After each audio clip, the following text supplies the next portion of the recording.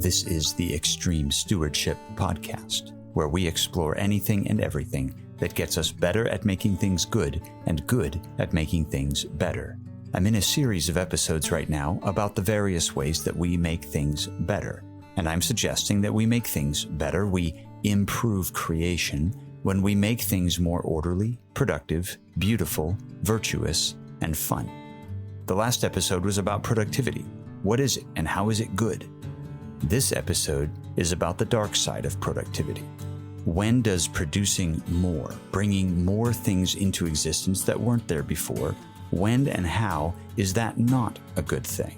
And before I jump into the episode, I'm going to do something I've never done before.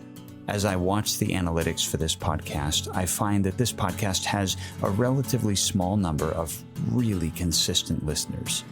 Some of you have talked to me or texted me or emailed me that you've appreciated what you receive here, and I am very grateful for that. The goal of this podcast is to help you and I both to get better at living as the humans God designed us to be by improving and enjoying creation. And if that's been the case for you, I have a very quick favor to ask. Pick someone you know who you think could benefit from joining this conversation and send them a text with a link to the podcast or to a particular episode that you enjoyed.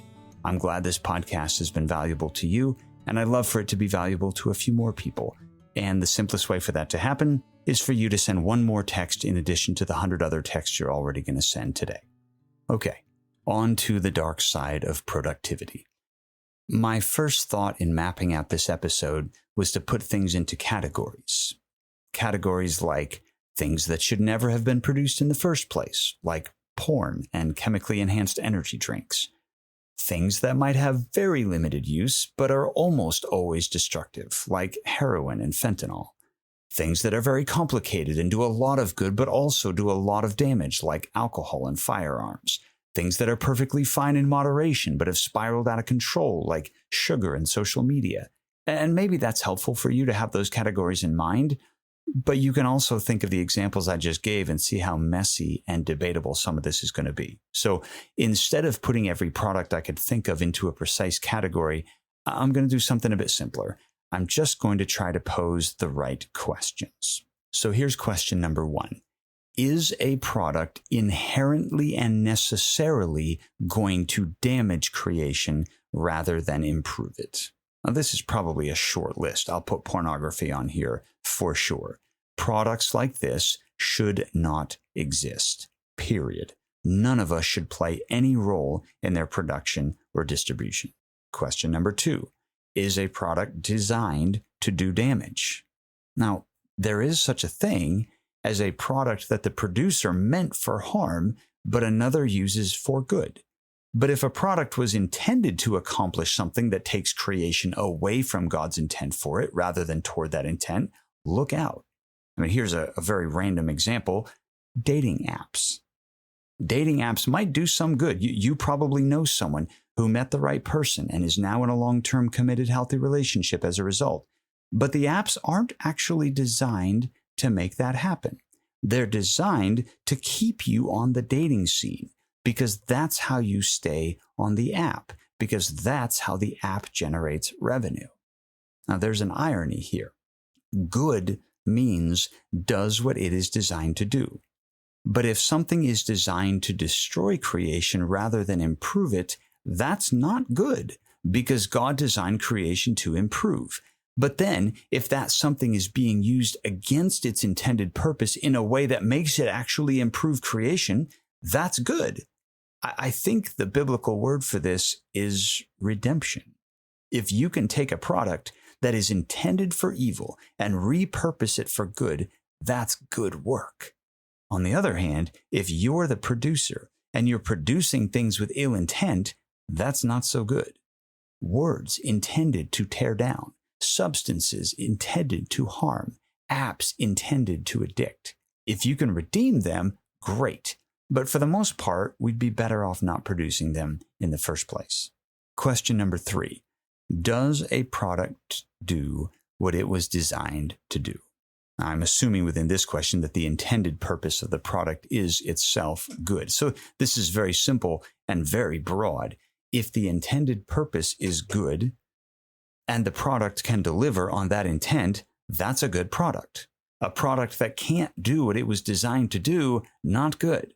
I build a bookcase and it collapses under the weight of my books, not good. I write an email and the effect of that email is not at all what I intended, not good. I produce a thing and that thing doesn't do what I produced it to do, not good. Question number 4. Does a product do what the receiver of the product expects it to do? Now, this is more complicated because now we're talking not only about the production of a product, but also, at least in a commercial setting, about the marketing of a product. Our world is a mess on this front. Pretty much every ad you see is lying to you. We are told, and therefore we believe, that a product will accomplish whatever, and it won't. It won't because it can't. It never could. That car won't get you that girl. That supplement won't get you those muscles. That phone won't get you that life. The whole premise of modern advertising is that this product will make you something other than what you are right now. And it's not true. So never mind that it's already not good work to tell lies about what a product does. The deeper problem is the ripple effects of buying things that won't do what we think they'll do. I'll fail in my work because I brought the wrong tools to the job. I'll fill up a landfill with a piece of junk that doesn't work like I thought it was going to work. I'll be bitter and angry at other humans because I'll feel like I was lied to. I'll waste financial resources on things I don't need. All of these are the opposite of God's intent for me and my work. And they all started with a product that's not good in the sense that the producer made promises the product couldn't keep. Now, I have to pause here and say, I'm not putting all the blame on the producer. Sometimes we believe stupid things about products without being told those things by the producer. Sometimes operator error is the problem. Sometimes I should have known better. A little research would have told me that my expectations and that product were a bad fit. Sometimes I'm naive and I buy something that everybody knows is a worthless product. So this isn't one-sided. I am focusing on the producer because that's where the goodness of a product or lack thereof begins. But there is responsibility on the other side of the exchange as well. Question number 5. Do we need as much of that product as we have? Oh, I can get really fired up about this one. We have too much stuff. I have ranted on here before about the multi-billion-dollar self-storage industry.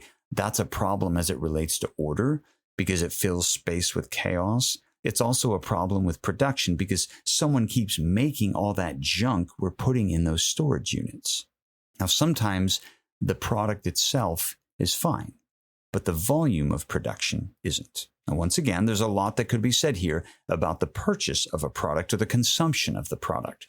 The fact that I have too many shirts is not Nike's fault. The fact that I eat too much ice cream is not Baskin-Robbins' fault.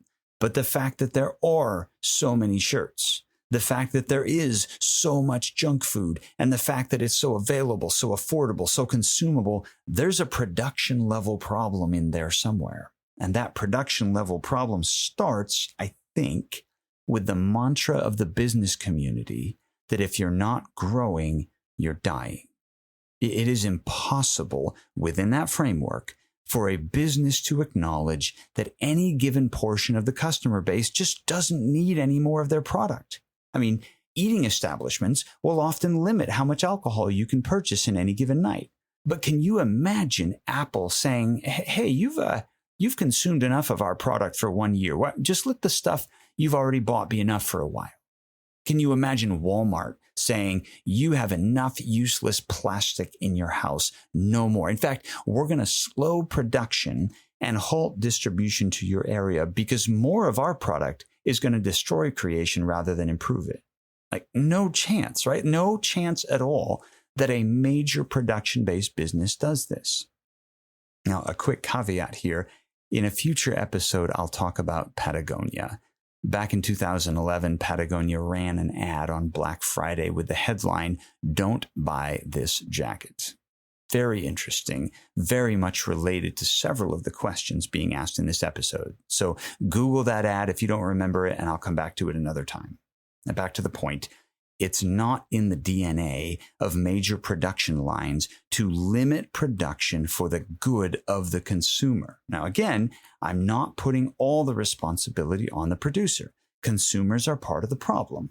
But from a production and distribution point of view, is there any difference between a baseball stadium refusing to sell beer after the 7th inning, which they do, and a sales rep at the Apple store refusing to sell an iPad to a 9-year-old, or a marketing rep for Microsoft refusing to produce an ad that targets that 9-year-old, or a software developer refusing to produce apps for 9-year-olds in the first place?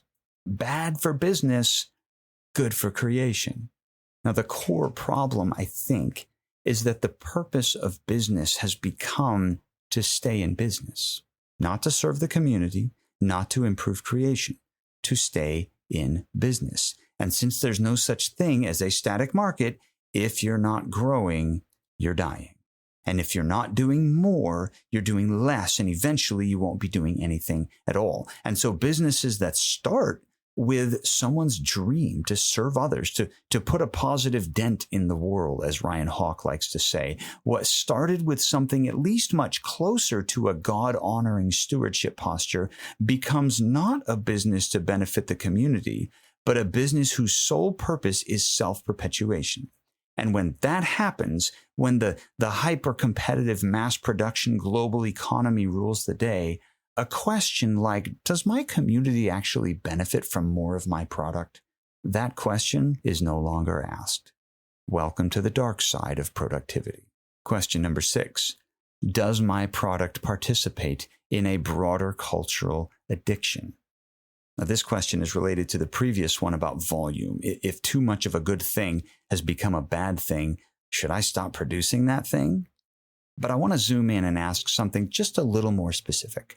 I want to ask a question about visual digital media, and I'll use one specific platform as an example: YouTube.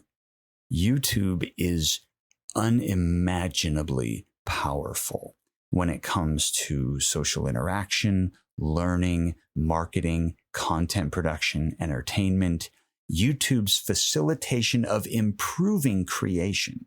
There's never been anything like it. I dare you to name some useful thing you can't learn about or learn how to do on YouTube. YouTube's facilitation of enjoying creation is even bigger. The entertainment offerings are again, that there's nothing to compare it to. You're not in entertainment if you don't have a YouTube channel. You don't count. You might as well not exist. It's that big. Here's a hard number. Over 400 million hours of music videos are viewed globally per day. 400 million hours per day, just music videos. Here's another one. You want to talk about market saturation. There are nearly 3 billion different people who use YouTube at least once a month. Mind-blowing. Now, there is a ton of inappropriate stuff and a ton of dumb stuff on YouTube. That's not my issue. Well, that's a different issue. My issue is the sheer volume of good stuff. Legitimately helpful, legitimately enjoyable. The problem is that we all know both by common sense and by research that we are frying our brains and frying our eyeballs one YouTube video at a time. Doesn't matter what the video is about. A video is a video is a video insofar as we are watching too many videos. And here's the real problem. We are all the producers. Why are there so many videos? Because we humans are producing them. And so as a consumer, I can make choices to limit my screen time. That's good. But as a producer, am I not simply by posting a video, am I not perpetuating the problem? What if my video is good? Not the point. My video doesn't have anything inappropriate in it. Also not the point. Well, YouTube's got a lot of videos that tell lies and my videos tell the truth. Still not the point. The point is that every single person I know either already does or is tempted to spend too much time on YouTube. And if I post a video on YouTube, no matter how helpful or unhelpful, no matter how long or short, no matter how true or false, I am inviting them to give in to that temptation one more time. Now, this is way complicated, and I don't pretend to have it all figured out. And if it sounds like I'm suggesting we should just stop putting content up on YouTube, well, I seriously thought about it. I wouldn't offer a beer to an alcoholic, and neither would you. The fact that it's a really good beer and isn't inherently destructive is besides the point. Now, right now, I look at YouTube and other visual digital media sources and think the global population that has access to those sources is so addicted to them that I have to ask myself if I'm part of the problem as a producer of the thing to which we are all addicted. Question number 7. Is the product the sort of product that should last but doesn't? Okay, off my soapbox about digital media, back to physical products. I said in the previous episode that durability is part of what makes a product good. So lack of durability is going to make a product not so good. But standards of durability vary from product to product, so the problem isn't just that some stuff doesn't last. The problem is that some stuff ought to last. There's no reason inherent to the purpose of the product why it shouldn't last, but it doesn't. For example, when Annie and I got married, we did the whole wedding registry thing, and a friend told us not to register for a kitchen mixer because the new ones are garbage, they don't last. Instead, that friend went out and bought an old mixer, cleaned it up, and gave us that one. Because the old mixer uses metal gears, the new ones use plastic gears. The metal gears last forever, the plastic ones wear down or crack. It's the same mixer. I mean, you look at the two from the outside, and they're the same product, designed to do the same thing. So there's no necessary reason why a mixer should be built so that it doesn't last. Same goes for a lot of home appliance type products.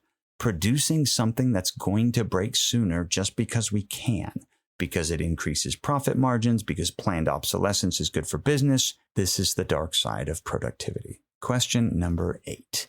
What happens to the product when it has fulfilled its original purpose? Now, there's a necessary distinction here. Some stuff ends up in the garbage because it couldn't do what it was supposed to do in the first place. And that's one problem. I talked about that in question number 3. Some stuff ends up in the garbage because it fulfilled its original purpose, but not for very long. That's another problem. I dealt with that in question number 7. The problem here is what happens with stuff that legitimately fulfills its purpose and is reasonably durable, but at some point runs out of steam. A car can last a long time, but probably not forever. Clothing eventually wears out. Some books ought to stay on the shelf forever, and some were perfectly fine for their time. I'm writing a book on the theology of work. I don't need that book to be still in print 500 years from now to believe that I did good work in writing it. So there are all kinds of legitimate reasons why a product has run its course. And now the last question about the goodness of a product is what happens then?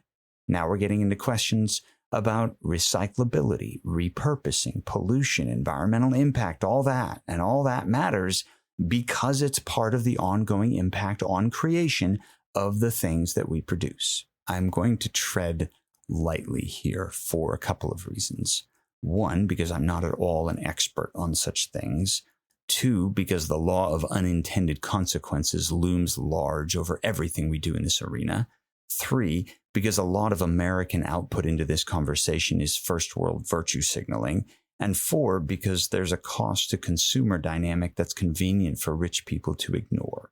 Stuff that's recyclable costs more. Stuff that's repurposable costs more. So this is all very complicated, and there isn't one right answer to every question.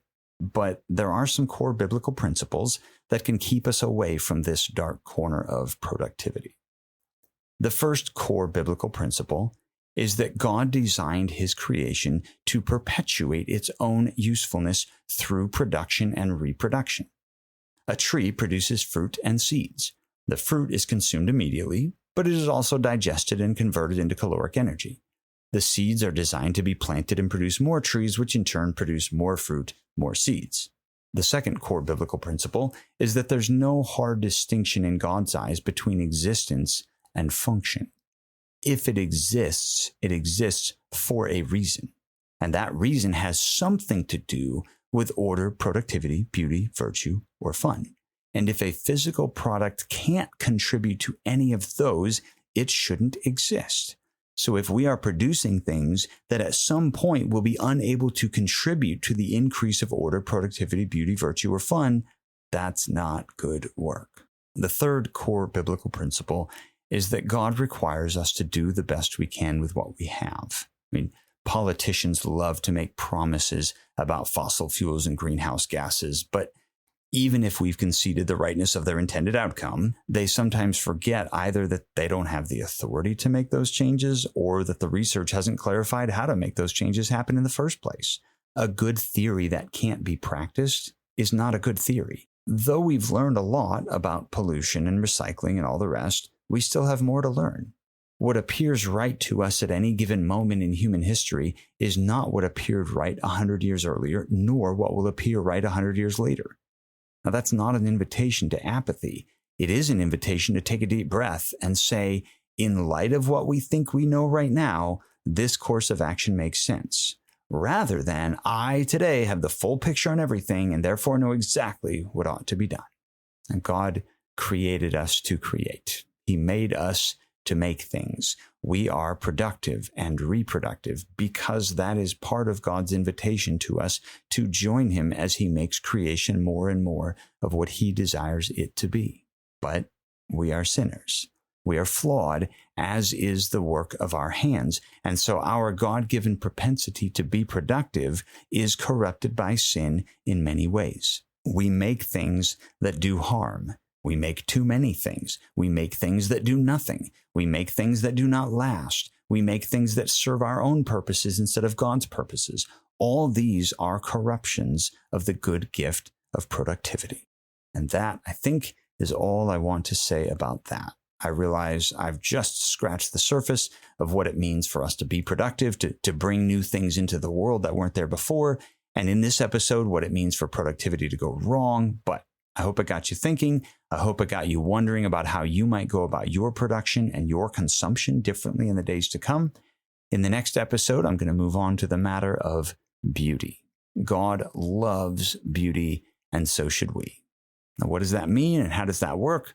I hope that I will be able to offer some beneficial answer to those questions in the next episode. Until then, thanks for listening to the Extreme Stewardship Podcast. My name is Michael Kibbe, and I teach Bible and theology at Great Northern University in Spokane, Washington. My behind-the-scenes partner in this endeavor is Ben Kibbe, CEO of Kibbe Consulting in Columbiana, Ohio. Our editor-in-chief is Liam Olmsted, art comes from Leah Leanhoutz, and music is provided by Dave Murray of Daradoon Guitars. If this podcast has been useful or challenging to you, shoot us an email, extremestewards@gmail.com. We'd love to hear from you. If you think it might be useful or challenging to anyone else, well, you know what to do. Ultimately, we hope that listening to this podcast has helped you get better at making things good and good at making things better.